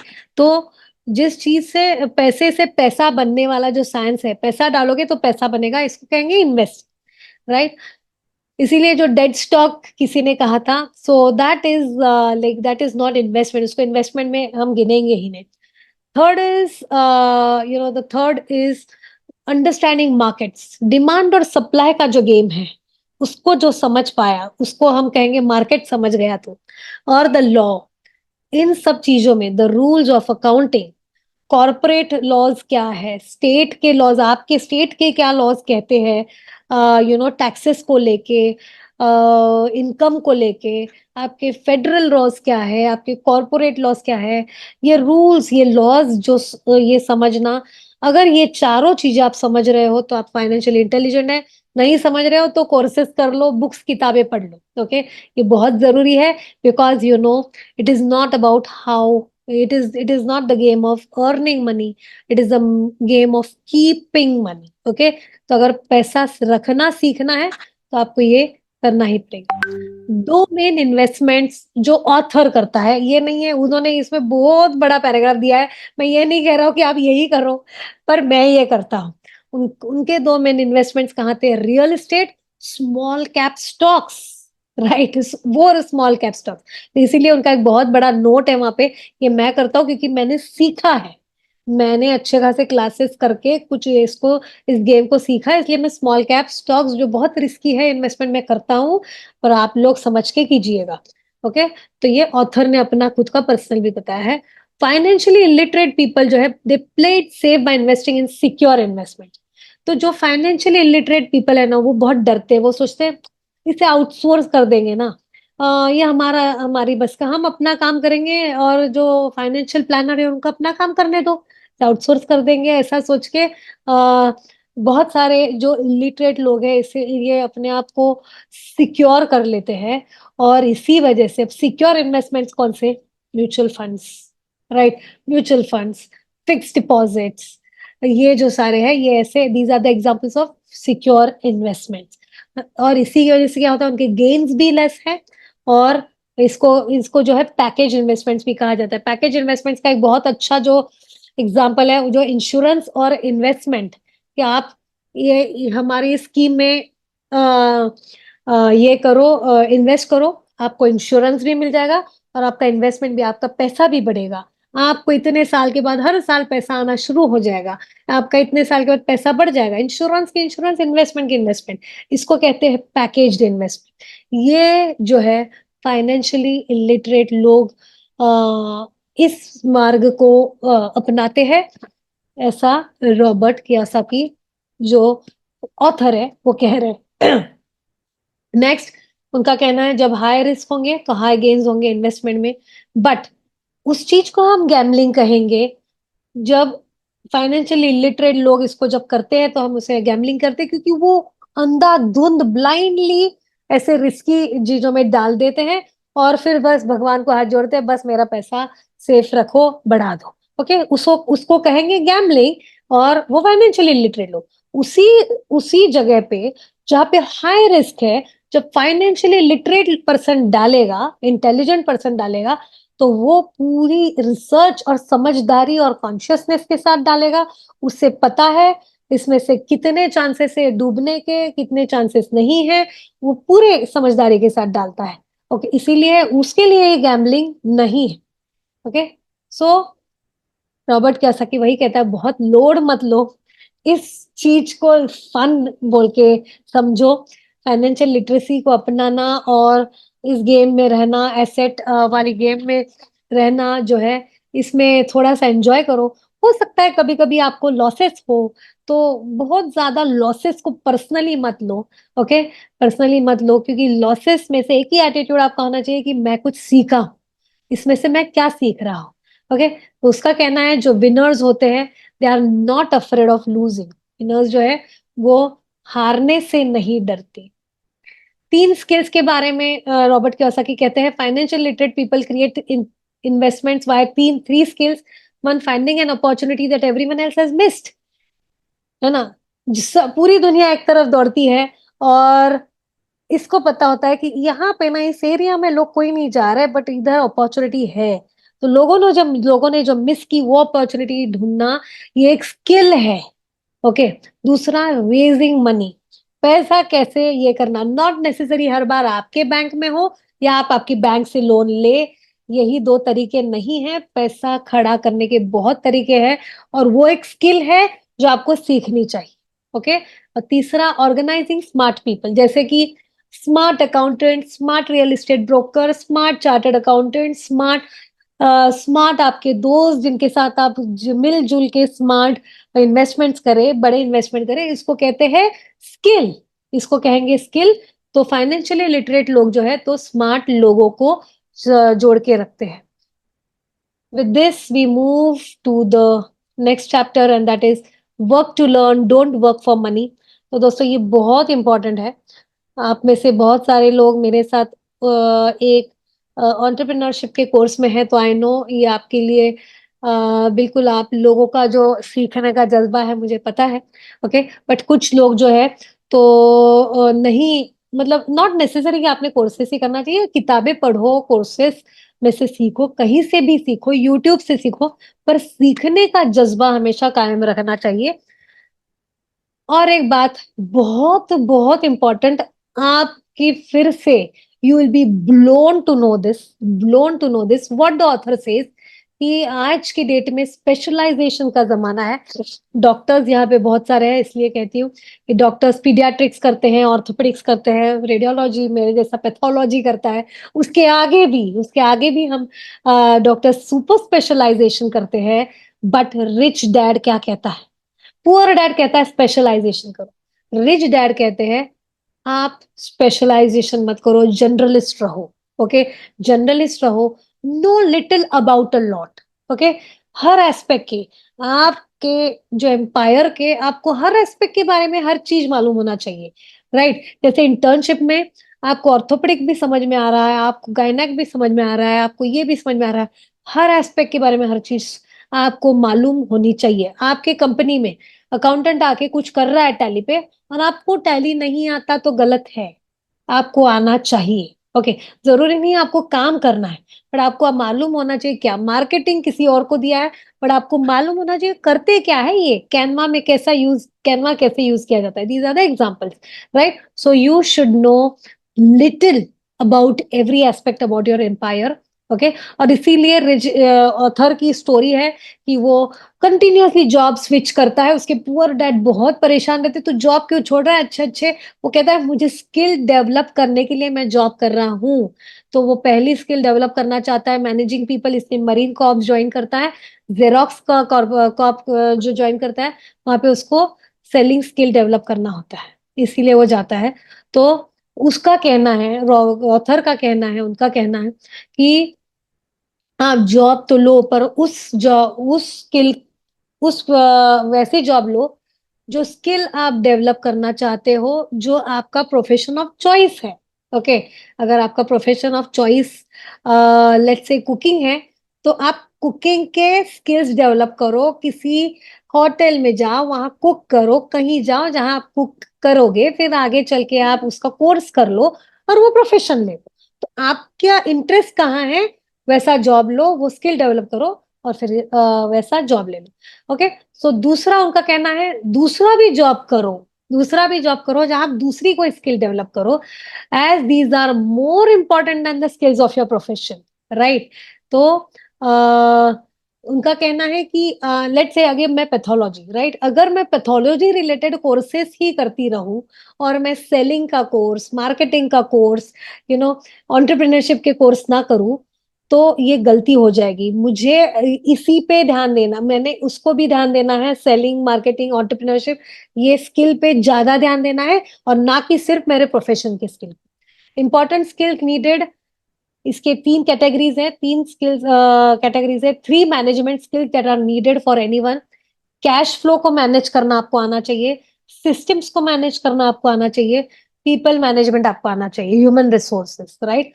Two important skills that are needed, teaching, learning, आपको टीच भी करते आना चाहिए, आपको सीखते भी आना चाहिए। मैं अभी आज टीचिंग लेवल पे हूँ और आप लर्निंग लेवल पे हैं, राइट। ये दोनों स्किल्स आपको आने चाहिए, हम सबको आने चाहिए। और two more skills which are very important to be successful financially is selling, marketing, right. और सेलिंग अगर सीखना है तो मल्टी लेवल मार्केटिंग के, मल्टी लेवल मार्केटिंग के कुछ जॉब ले लो, या वहां पे आप एनरोल कर लो, वहां पे इतने बेहतरीन तरीके से आपको सेलिंग सिखाया जाएगा, और आपको जो डर है ना कि रिजेक्शन या फेलियर का, वो डर आपके दिमाग से निकल जाएगा। This is what the author tells us. Next we come to the chapter number 7, overcoming obstacles. बहुत सारे ऑब्स्टैकल्स आएंगे, आप फाइनेंशियली लिटरेट भी हो, ओके, आपको पूरा अच्छा नॉलेज भी है फाइनेंसेस के बारे में, फिर भी आपको 5 जगह पे आप अटक सकते हो, और वो 5 जगह इतनी इंपॉर्टेंट है। उसमें से है फियर, डर, एक बहुत बड़ी कम्युनिटी, बहुत बड़ा ये पैंडेमिक हम कहेंगे, फियर एक बहुत बड़ा पैंडेमिक है।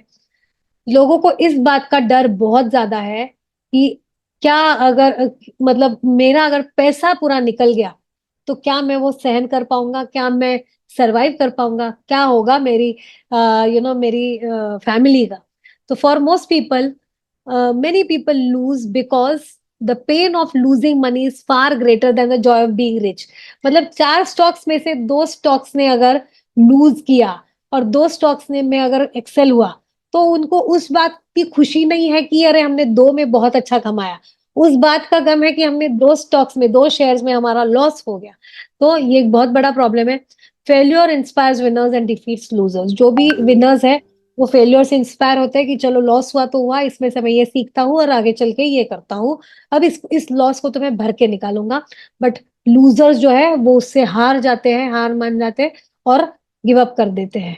Okay, then initial focus is needed. Initially जो भी नए एंटरप्रेन्योर्स है, जो भी नए लोग हैं यहाँ पे, उनके लिए नए नया जब वो है, उनको फोकस चाहिए, बैलेंस की जरूरत नहीं है, थोड़ा सा इम्बैलेंस लगेगा बट फोकस की जरूरत है। और एक बात बहुत इंपॉर्टेंट है रिच लोगों के बारे में, they put lot of eggs in a few baskets and focus, है ना। तो बहुत सारा डाइवर्सिफिकेशन ऑफ पोर्टफोलियो जब हम करते हैं, 50 प्रकार के शेयर्स, 50 प्रकार के म्यूचुअल फंड्स, उससे कोई आपके एसेट्स की बढ़ोतरी नहीं होने वाली। रिच लोग जो करते हैं वो अपने पैसे को बहुत ही गिने चुने बास्केट्स में डालते हैं, बहुत गिना चुना डाइवर्सिफिकेशन करते हैं और फिर फोकस करते हैं। बस ये जो इतने शेयर्स हैं, इसको मुझे देखने दो क्या हो रहा है, क्या हो रहा है, क्या हो रहा है। ये मेरे कुछ प्रॉपर्टीज हैं, इसको मुझे देखने दो उस एरिया में क्या हो रहा है। So they will focus by keeping their eggs in few baskets. Overcoming cynicism, don't play the what if game. Okay, तो सिनिसिज्म मतलब कि कंटिन्यूअसली जो हर चीज को रेजिस्ट करते हैं, कि हर चीज को ना ना ना ना ना करने वाले लोग, है ना। तो अगर हमने लेट से हाई रिस्क वाले इन्वेस्टमेंट्स लिए, तो बहुत सारे लोगों को डर होता है, क्या अगर ये डूब गए तो फिर मेरा क्या होगा। ये तो ये व्हाट इफ के गेम की वजह से बहुत सारे लोग फाइनेंशियली लिटरेट होके भी डिसीजन नहीं ले रहे हैं। दूसरा, सिनिक्स जो होते हैं, जो नन्ना नन्ना करने वाले लोग हैं, वो बहुत क्रिटिसिज्म में रहते हैं। बट विनिंग एटीट्यूड वाले लोग जो है वो एनालाइज करते हैं कि चलो ठीक है, ये हाई रिस्क है बट इसमें से रिस्क क्या है, कितनी रिस्क है, चलो रिसर्च करते हैं, एनालाइज करते हैं, स्टडी करते हैं और फिर कूदते हैं। Okay, so this is there. Having a great property manager is important for them then the real estate. जो सिनिक लोग हैं, वो प्रॉपर्टी मैनेजर में इन्वेस्ट नहीं करते, बट फाइनेंशियली लिटरेट लोग जो है, वो एक अच्छा प्रॉपर्टी मैनेजर, उसको अच्छा पैसा देना और उसको अच्छा कमीशन देना, इसको सही समझते हैं। अपने रियल एस्टेट से ज्यादा इंपॉर्टेंट उनके लिए वो प्रॉपर्टी मैनेजर या ब्रोकर्स है।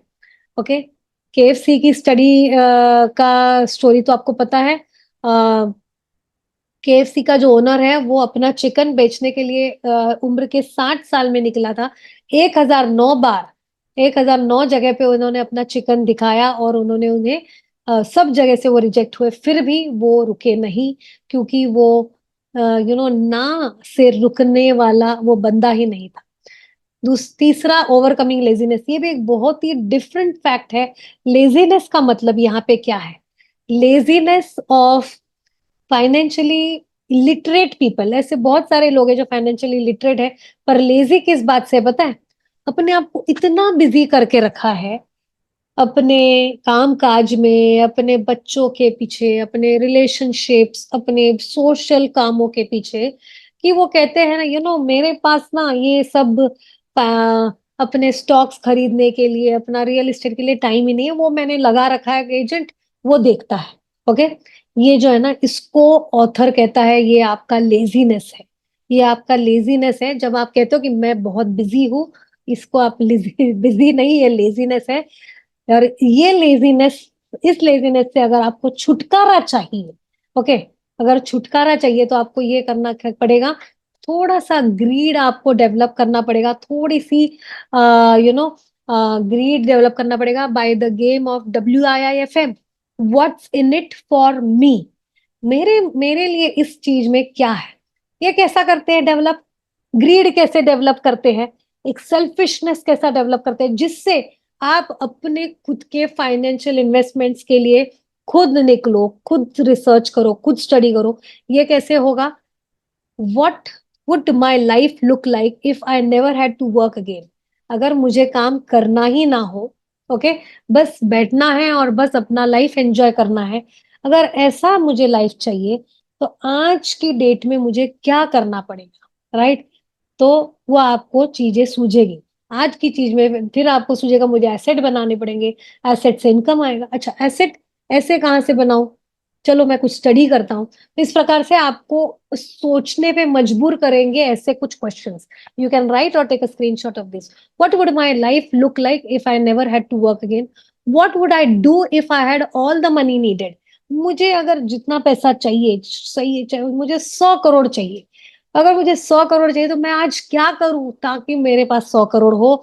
इस पे सोचिए, थोड़ा सा विचार मंथन कीजिए, और आपको जो है वो ग्रीड डेवलप हो जाएगी, डिजायर डेवलप हो जाएगी।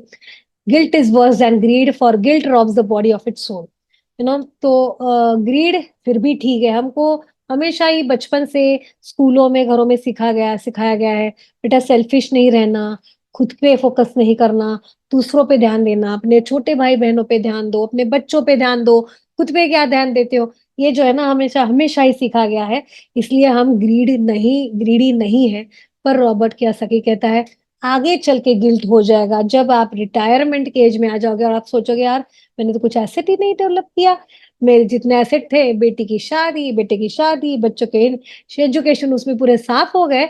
उस दिन जब गिल्ट हो जाएगा ना, तो उस वक्त आपका जो ये है ना, आपकी आत्मा बिल्कुल चूर चूर हो जाएगी। उससे तो आज की डेट में ग्रीडी रहना बेटर है। आज की डेट में ग्रीडी रहना बेटर है। अपने आप को ये सवाल पूछो और फाइनेंशियल लिटरेसी के जर्नी पे निकल पड़ो। फाइनेंशियली लिटरेट लोगों के पास बैड हैबिट, ऐसे कुछ फाइनेंशियली लिटरेट लोग हैं जिनके पास पूरा knowledge, accounting, investing, market survey and laws, but फिर भी उनके पास कुछ बैड हैबिट्स है, इसलिए वो आगे नहीं बढ़ रहे हैं लाइफ में, उनके एसेट्स नहीं बढ़ रहे हैं। क्योंकि उनकी हैबिट्स ही उनके लाइफ के बारे में हमें बता रहे हैं। एक हैबिट है जिसके बारे में यहाँ पे ऑथर कह रहा है, कोई भी दूसरी हैबिट के बारे में यहाँ पे नहीं है। ऑथर का सिर्फ एक ही हैबिट पे फोकस है, और वो है habit of paying your self first. Habit of paying your self first. क्या आप खुद को सैलरी लेते हैं? नहीं तो गलती है। ये डिसिप्लिन आज से आगे आप बिल्कुल गांठ बांध लो कि पहले मैं खुद को सैलरी दूंगा, चाहे मेरा ऑफ सीजन ही क्यों ना हो, बट मैं पहले 1 लाख, 2 लाख, 50,000 जो भी है, ये पहले खुद को सैलरी दूंगा और वो एसेट में डालूंगा। और फिर बचे हुए में से मैं अपने बाकी खर्चा पानी सैलरीज करूंगा। ओके। तो इस हैबिट का उन्हें ये फायदा होता है, लेट से आपने खुद को सैलरी ले ली और आपके स्टाफ के लिए, आपके एम्प्लॉयज के लिए ही आपको सैलरी नहीं रही, तो वो प्रेशर इतना ज्यादा होता है कि आप कुछ भी करके दिमाग चलाते हो। ओके, आप कुछ भी करके दिमाग चलाते हो, और कहाँ से इनकम बढ़ेगा, ये दिमाग तभी आपका चलता है जब उसको आप प्रेशर में डालते हो। तो ये बहुत ही स्मार्ट तरीका ऑथर ने खुद को मोटिवेटेड रहने के लिए दिया है। और उनके साथ ऐसा कितनी बार हुआ कि जब उनके शुरुआत के दिन थे, कि उन्होंने पहले खुद को सैलरी ले ली, पहले कुछ रियल एस्टेट खरीद लिया, शेयर्स खरीद लिए, और फिर उनके अकाउंटेंट उनको बिल्कुल पीछे लग गया, आप सैलरी कहाँ से दोगे? वो मुझे नहीं पता, मैं इसको हाथ नहीं लगाऊंगा। और उसमें से उनका ये प्रिंसिपल था, भाई कुछ भी हो जाए, मैं अपना ना इसके लिए लोन लूंगा अपने खर्चों के लिए, ना मैं कोई भी मेरे इन्वेस्टमेंट को हाथ लगाऊंगा। और इस सब चक्कर में मैं मेंटली भी स्ट्रांग हो गया और फाइनेंशियली भी स्ट्रांग हो गया। तो ये एक बहुत बुरी आदत है हम लोगों को कि हम खुद को सैलरी नहीं लेते, चाहे हम फाइनेंशियली लिटरेट भी हो, पर ये आदत हमें ओवरकम करनी पड़ेगी। और एक छोटा सा पॉइंट है कि जो है हम लोग बड़े एरोगंट, मतलब फाइनेंशियली हम लोग, मतलब फाइनेंशियली लिटरेट लोग भी होते हैं, बट थोड़े एरोगंट होते हैं। क्योंकि उनको अगर उनका इग्नोरेंस, उनकी गलतियां या उनकी बेवकूफियां अगर दिखाए कोई, तो बड़े चिढ़ जाते हैं वो, क्या मुझे नहीं समझता, या ऐसे वैसे वैसे, तो बहुत एरोगंट हो जाते हैं, और वो एरोगंट होके अपनी इग्नोरेंस को छिपाते हैं। तो ऑथर का कहना है कि अगर एरोगेंस, इग्नोरेंस है, आपको नॉलेज नहीं है, तो कोई एरोगेंस दिखाने की जरूरत नहीं, आप अपने आप को कुछ मेंटोर्स या कुछ बुक्स के थ्रू एजुकेट कर लो, और वो जो इग्नोरेंस है उसको कवर कर लो। एक बहुत बढ़िया एग्जाम्पल है मैकडोनाल्ड्स का। रियल बिजनेस क्या है जब पूछा जाता है बच्चों को, लोग कहते हैं हैमबर्गर, बट रियल बिजनेस तो मैकडोनाल्ड्स का रियल इस्टेट का है। हैमबर्गर्स उनके लिए कुछ भी नहीं है। Getting started. सो दोस्तों, ये एक बहुत ही महत्वपूर्ण चैप्टर है, ओके, हमारा, जिसमें हर चीज की समरी है। ये कॉन्सेप्ट सारे आपके यहाँ पे बहुत अच्छे तरीके से क्लियर हो जाएंगे। तो गेटिंग स्टार्टेड का ये जो चैप्टर है, ये ये है। तो जिस किसी को फाइनेंशियल लिटरेसी की ये जर्नी स्टार्ट करनी है, ओके, उनके लिए ये है, find the reason greater than reality, the power of spirit. Financial literacy क्यों मैं सीखूं, है ना? अगर आपको क्लियर नहीं है ना, तो आपके आज के डेट में आपको एक होमवर्क है, होमवर्क लिख लीजिए, list of don't wants and wants. जैसे एक एग्जांपल मैंने दिया, भाई मेरे पूरे जो बच्चों से रिलेटेड या मेरे जो भी मेरे लाइफ की जिम्मेदारियां है, वो हो जाने के बाद मुझे ऐसा नहीं चाहिए कि मेरे हाथ से हर चीज निकल गई और मैं बस गरीब के गरीब रह गया। ओके, ये मुझे नहीं चाहिए, ऐसा होता है।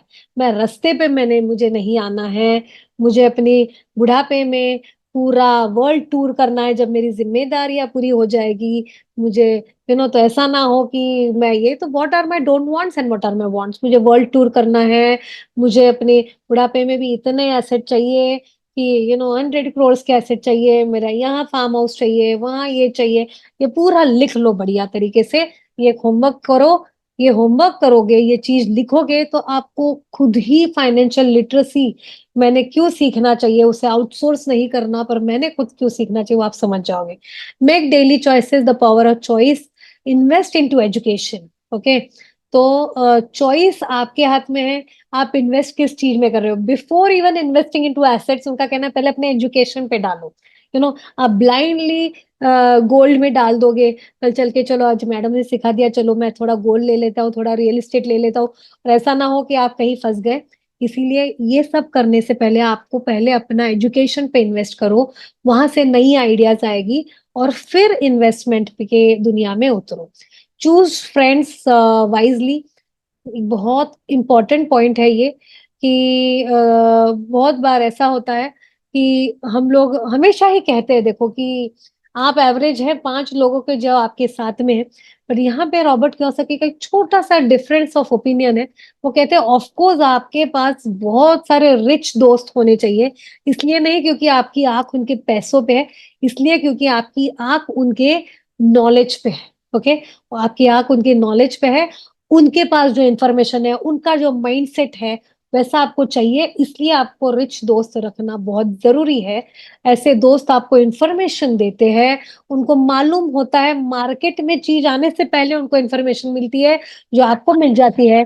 इसलिए हो सकता है कहीं पे, अभी जैसे अयोध्या में, राइट, अयोध्या में प्रॉपर्टीज का बूम, ये जो जो आपके अगर रिच दोस्त है तो बड़े होशियार होते हैं, उनके पास भी बहुत होशियार होशियार रियल एस्टेट एजेंट्स हैं, ब्रोकर्स हैं, अकाउंटेंट्स हैं, इन्फॉर्मर्स हैं। तो वो आपको दोस्त होने के नाते आपको चीजें बताते हैं, और उस चक्कर में आप सही समय पे उतर जाते हो। और जब मार्केट बढ़ जाता है तब आप बाहर निकल भी जाते हो, सेल भी कर देते हो। और जब जब तक वो चीज न्यूज में मीडिया में आती है, उसके पहले तो आप उसका फायदा लेके निकल भी जाते हो। ये तब होता है जब आपके अच्छे रिच दोस्त हो। ओके, तो ये बात है। बट उसी के साथ रॉबर्ट कियोसाकी कहता है थोड़े से गरीब भी, चंद जो गरीब भी दोस्त हो तो कोई प्रॉब्लम नहीं है, क्योंकि आपको उनसे ये भी सीखना है what not to do. Okay, what not to do, but of course ये करते करते ये ना हो जाए कि आप उनका माइंडसेट कैप्चर कर ले। तो व्हाट नॉट टू डू सीखने के लिए थोड़े से गरीब दोस्त भी रखिएगा, ऐसा ऑथर का कहना है। रॉबर्ट कियोसाकी कहता है master a formula then learn a new one, power of learning quickly.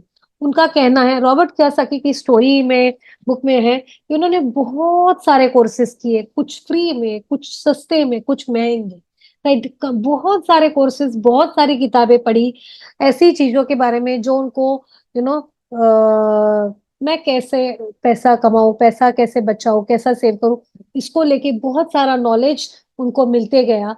और उस नॉलेज को उन्होंने फॉर्मूला कहा, राइट। ऐसे बहुत सारे फॉर्मूला में वो एक्सपर्ट हो गए।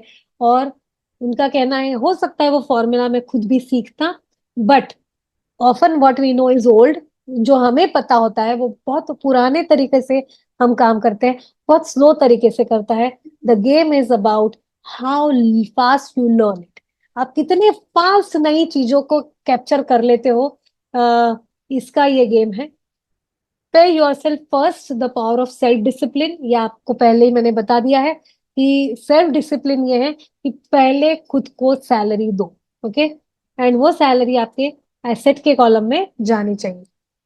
Pay your brokers well, the power of good advice. He had the most expensive attorneys, accountants, real estate brokers and stock brokers. Robert Kiyosaki जो है उनके पास सबसे महंगे accountants, real estate brokers, stock brokers थे। उनका जो है कभी भी उस चीज में उन्होंने जो कहते हैं हाथ ना नहीं आखड़े हैं, और हमेशा ही जो है अच्छा पे किया है, कमीशन क्यों ना हो, सैलरीज क्यों ना हो, क्योंकि अगर उन्हें अच्छा पे करेंगे तो वो हमें अच्छी सलाह देंगे। ये इन विचारों के वो थे। ओके। एंड उनको जितना पे किया उससे तो डेफिनेटली कई गुना ज्यादा उन्होंने रॉबर्ट कियोसाकी को यू नो पैसा कमाने में पैसा कमा के दिया है या पैसा बचाया है। Okay.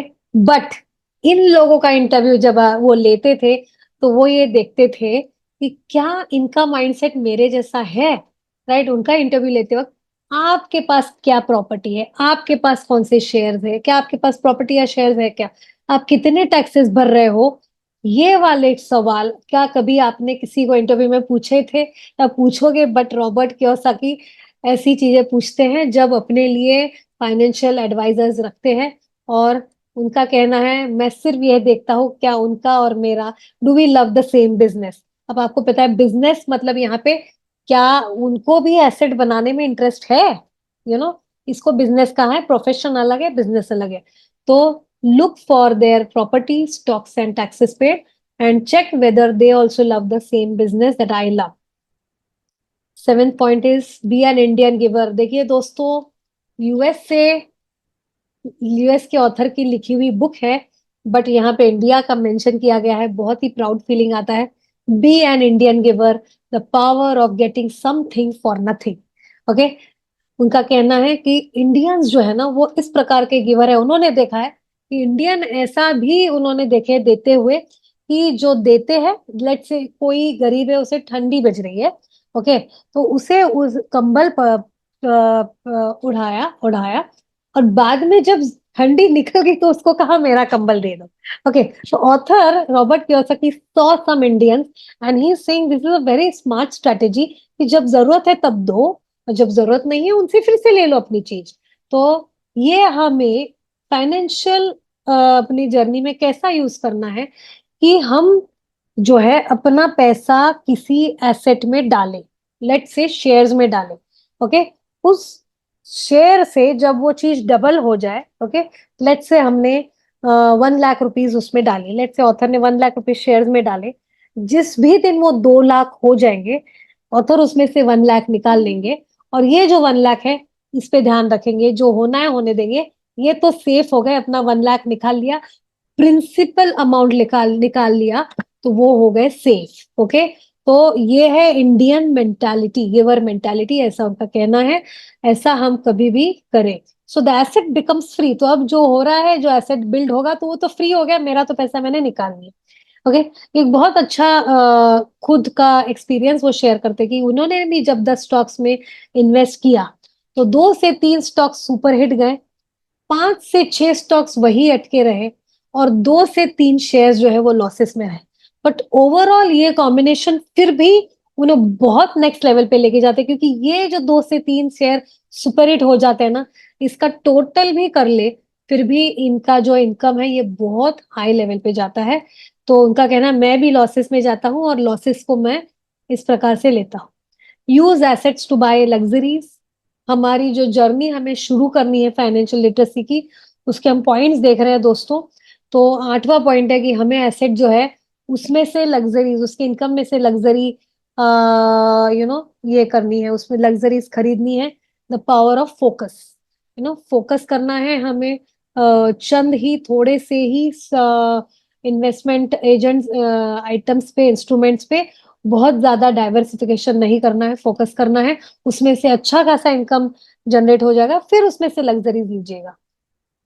Second last point is choose heroes, the power of myth, the model them. Model them जो है ये एक बहुत इंपॉर्टेंट पॉइंट है। Follow them, read everything about them. Model them, follow them, read everything about them.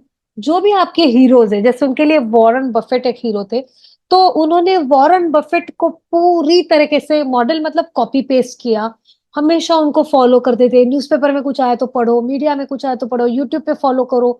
उनकी किताब, उन्होंने लिखी हुई किताबें, उनके ऊपर लिखी हुई किताबें, इतना उनके बारे में पढ़ा कि जब भी वो शेयर्स खरीदते थे उनके अंदर वॉरेन बफेट की आत्मा अंदर आ जाती थी कि यहाँ पे अगर वॉरेन बफेट होते तो क्या करते। उनका माइंडसेट उन्होंने कॉपी कर लिया, और उसी की वजह से उनको डिसीजंस लेने में आसानी हुई। आसानी नहीं हुई, उन्हें बहुत बड़ी चीजें अचीवेबल लगने लगी। ओके, सो यही हमें भी करना है। हमारा कौन रोल मॉडल है, ऐसा कौन सा अमीर बंदा है जो हमारा रोल मॉडल है, उससे उसको फॉलो करना शुरू कर दो, उसको कॉपी करना शुरू कर दो, और आपको धीरे धीरे आप उसका माइंडसेट जो है कॉपी कर लोगे और ले लोगे। Teach the last point, to be on the journey of financial literacy, teach and you shall receive the power of giving. है ना? अगर आपको, ऑथर कहता है कि अगर आपको पैसा चाहिए तो पहले आपको पैसा देना पड़ेगा। यहाँ पे दान धर्म की बात की है उन्होंने, कि कंट्रीब्यूट करो। पैसा चाहिए तो पहले पैसा बांटो, वो अपने आप आपके पास आएगा, और वो बहुत ज्यादा क्वांटिटी में आएगा। आपको नॉलेज चाहिए तो आप नॉलेज बांटो, राइट? आपको अगर फाइनेंशियल लिटरेसी का नॉलेज चाहिए तो आप बांटो, जैसे मैंने आज किया है। मुझे फाइनेंशियल लिटरेसी का नॉलेज चाहिए था, मैं बांट रही हूँ। अब मैं आशा रखती हूँ कि ये मेरे पास बहुत सारे प्रमाण में आ जाएगा। तो just kidding, anyway I also knew when I did this, but बांटो, जो चीज चाहिए उसको आप बांटोगे तो आपके पास बहुत सारे क्वांटिटी में आएगी। So this is the power of giving. So दोस्तों, ये 10 पॉइंट्स हैं, कॉन्सेप्ट्स हैं, जो कि हमें फाइनेंशियल लिटरेसी के जर्नी पे लेके जाएंगे। फिर भी ऑथर कहता है कुछ लोगों के लिए ना कॉन्सेप्ट्स से इंस्पिरेशन मिलती है, कुछ लोग कहते हैं वो सब छोड़ो, हमें बताओ हमें करना क्या है, हमें बस इतना बता दो हमें क्या करना है, हमें ये सब कंफ्यूज हो रहा है। चलिए ठीक है, ऑथर ने वो भी एक चैप्टर बना दिया है। ओके, ऑथर का कहना है चलो आपको फाइनेंशियल लिटरेसी, फाइनेंशियली लिटरेट बनना है ना, फाइनेंशियली लिटरेट बनना है, तो एक काम करो, ब्रेक लो अपने कामकाज से, और देखो कि आपके काम धंधे में, आपके एसेट्स में क्या अच्छा वर्क हो रहा है, क्या वर्क नहीं हो रहा है। अपना शेयर्स का पोर्टफोलियो खोलो और वहां पे देखो ये लॉसेस क्यों हो रहे हैं, कितने दिन से हो रहे हैं, होने वाले हैं क्या, etcetera etcetera. What is not working मेरे बिजनेस में, क्या कौन सा प्रोडक्ट ठीक से काम नहीं कर रहा है, कौन सी सर्विस ऐसी ही बैठी हुई है खाली।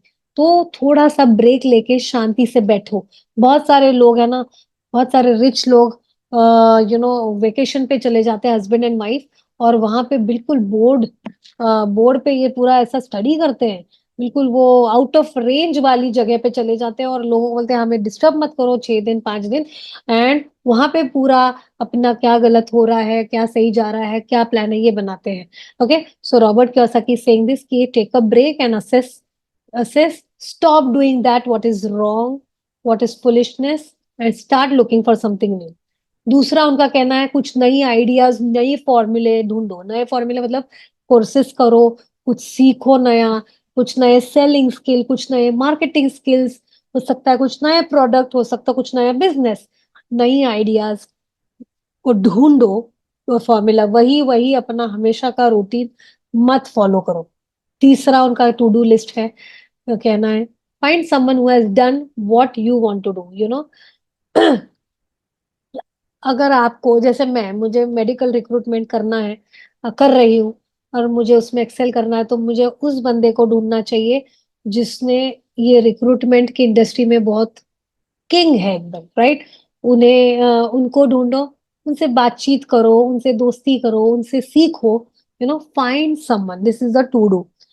Take classes, read, attend seminars, so okay, take take classes, read and attend the seminars. इसका मतलब है कि आप अलग अलग क्लासेस करो, सेमिनार्स अटेंड करो, और सीखो सीखो सीखो, फॉर्मूला सीखो, मार्केट में क्या आया है, नया क्या आ रहा है, उसको सीखो। Next, learn the art of making offers.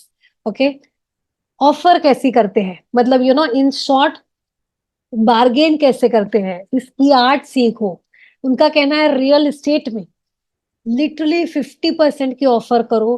कई बार लोग हंसते थे उनके ऊपर कि किसी ने कहा कि ये प्रॉपर्टी 1 करोड़ की है, मैं सीधा 50 लाख कह देता था, तो मेरे साथ वाले लोग बिल्कुल मुंह नीचे कर लेते थे, ये क्या है, शर्मा जाते थे। पर मुझे पता है कि लोगों को कुछ ऑफर मिली, इसी में खुशी है।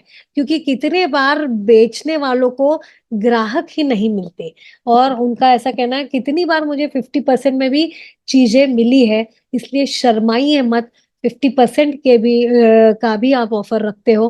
दूसरा, वो सिखा रहे हैं आपको make offers with escape clauses. जैसे आप जब भी कहीं ऑफर ले रहे हो, तो ये इनका देखिए पूरा तो जो है इन्वेस्टमेंट को लेके ही है। तो जब भी आप ऑफर ले कर रहे हो, तो आप बोलो कि हाँ बट मैं अपने पार्टनर को पूछूंगा, पूछ के बताऊंगा, आप मुझे तो ठीक लग रहा है पर पार्टनर को पूछ के बताऊंगा, ऐसे कुछ एस्केप क्लॉजेस आप डालो। इसका मतलब ये है कि कल चल के अगर आपको अपने जबान से पलटना है तो आपको ये काम आएगा। उनका कहना है बहुत ही बढ़िया जोक है यहाँ पे, लोगों को क्या पता मेरा बिजनेस पार्टनर मेरी बिल्ली है। ओके, आपकी बिल्ली आपकी बिजनेस पार्टनर हो सकती है, बट आपने वहां पे बता दिया, तो आप कल चल के बता सकते हो सॉरी मैंने आपको वो ऑफर की थी पर मेरे बिजनेस पार्टनर ने तो 20 लाख का बोला है, आपको जमता है तो ठीक है। राइट, तो इसलिए ऐसा कुछ हमेशा एक लूप रखो वहां पे, जिससे आप वापस जा सकते हो। Go to the market, talk to lot of people like the postman etcetera. आप जिस एरिया में इन्वेस्ट करना चाहते हो रियल एस्टेट में, आप उस जगह पे बार बार जाओ, उसको मार्केट कहेंगे। उस जगह पे बार बार जाओ, रिपीटेडली देखो कुछ नया दिख रहा है क्या, वहां पे वॉचमैन से पूछो, पोस्टमैन से पूछो, ये प्रॉपर्टी बेचने के लिए है, इसके बारे में आपका क्या ख्याल है, एक्सेट्रा एक्सेट्रा एक्सेट्रा। उससे आपको बहुत सारा मार्केट के बारे में समझता है। घर पे बैठ के गूगल पे सिर्फ रिव्यूज देख के काम नहीं चलेगा। At least for real estate you have to move out and do that. Okay, then shop for bargains in all markets. You know उनका कहना है जब दुकान पे सेल लगता है तो लोग बायर्स रश करते हैं, है ना, बहुत भीड़ करते हैं। बट रियल एस्टेट के मार्केट में सेल लगता है तो लोग बाहर भागते हैं। क्यों? क्योंकि रियल एस्टेट का मार्केट का सेल मतलब जब मार्केट क्रैशेस। राइट, अभी कुछ सालों पहले रियल एस्टेट का मार्केट कितना क्रैश हो गया था और लोग कितने डर गए थे कि ये क्या हो गया, अब रियल एस्टेट में कुछ खरा नहीं है, कुछ अभी हो नहीं सकता, ये मार्केट बढ़ेगा नहीं, ये वाला रूल आ गया है, वो वाला रूल आ गया है। एंड लोगों ने अपनी फटाफट प्रॉपर्टीज बेचना शुरू कर दी थी। बट उनका कहना था वही तो सेल लगा हुआ था और आप लोग सब भाग गए। Crash is the market crash is the sale in real estate. And not only that, even in the stock market, share market, that is the real sale going on. Look for real estate in right places. तो real estate जो सही जगह है वहां पे ढूंढते रहो।